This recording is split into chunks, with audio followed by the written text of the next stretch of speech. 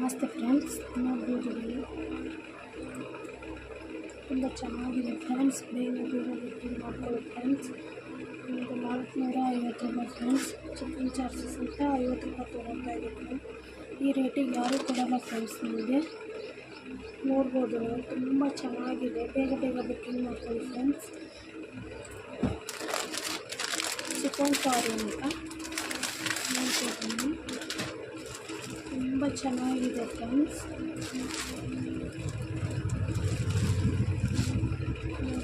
Wear ಮಾಡಿದರೆ super ಆಗಿ ಕಾಣುತ್ತೆ ಫ್ರೆಂಡ್ಸ್.